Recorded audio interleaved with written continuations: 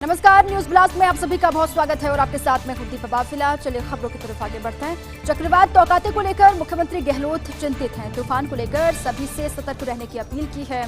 चक्रवाती तूफान तौकाते को लेकर मुख्यमंत्री अशोक गहलोत चिंतित हैं। तूफान को लेकर सभी से अलर्ट रहने की अपील की है, सतर्क रहने की अपील की है।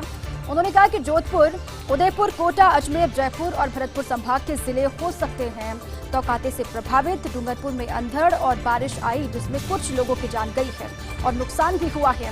प्रभावितों के प्रति मैं गहरी संवेदना व्यक्त करता हूं। साइक्लोन जामनगर को हिट कर सकता है। जामनगर राजस्थान के लिए ऑक्सीजन सप्लाई का सबसे बड़ा सोर्स है। अधिकारियों को मीटिंग लेकर अल्टरनेट इमरजेंसी प्लान बनाने के भी निर्देश दिए हैं। साइक्लोन को देखते हुए प्रदेश में पूरी तैयारी की जा रही है जिसमें आवश्यक प्रबंधन किया जा रहा है।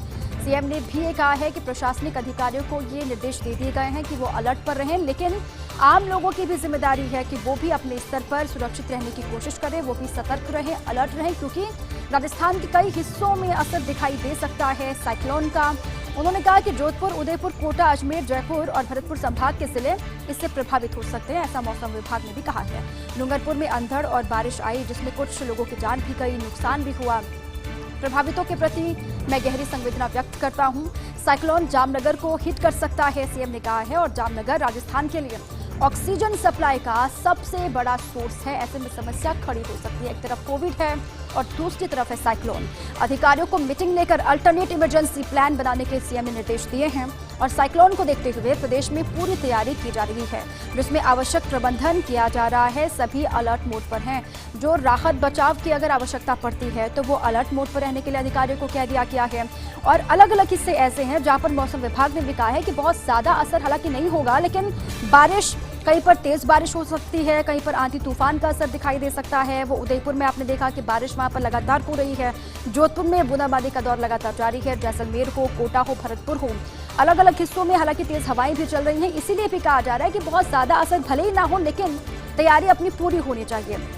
और सरकार के निर्देशों के बाद प्रशासनिक अमला अलर्ट मोड पर आ गया है। लोगों से भी लगातार ये कहा गया कि आपको भी अपनी सुरक्षा के लिए खुद अलर्ट रहना होगा। जहां पर प्रशासनिक अधिकारी पहुंच रहे हैं वहां पर वो जिम्मेदारी संभालेंगे, लेकिन अगर देरी से कहीं पर पहुंचते हैं तो वहां पर खुद ही लोगों को अपने लिए सुरक्षा करनी है। जहां पर भी लगता है कि बहुत ज्यादा बारिश हो रही है तो अपनों का साथ में ख्याल रखना है और सुरक्षित स्थान पर चले जाना है। साइक्लोन को देखते हुए हालांकि अलग अलग राज्यों में, जो पश्चिमी राज्य हैं देश के, जो दक्षिणी राज्य हैं, वहां पर इसका असर ज्यादा दिखाई दे रहा है, लेकिन राजस्थान के भी कई हिस्से ऐसे हैं जो इससे प्रभावित हो सकते हैं। सीएम ने भी ट्वीट किया और साथ में सभी से अपील भी की कि आप अलर्ट रहें। जयपुर, उदयपुर, जोधपुर, कोटा, भरतपुर, ये अलग अलग संभाग है जहां पर असर दिखाई दे सकता है साइक्लोन का। और साथ ही जामनगर को भी साइक्लोन हिट कर सकता है। अब जामनगर क्यों महत्वपूर्ण है वो भी आप समझिए, क्योंकि जामनगर राजस्थान के लिए ऑक्सीजन सप्लाई का सबसे बड़ा सोर्स है। अगर ऐसे में जामनगर में साइक्लोन हिट करता है तो कोविड जो मरीज हैं उन पर भी इसका असर दिखाई दे सकता है।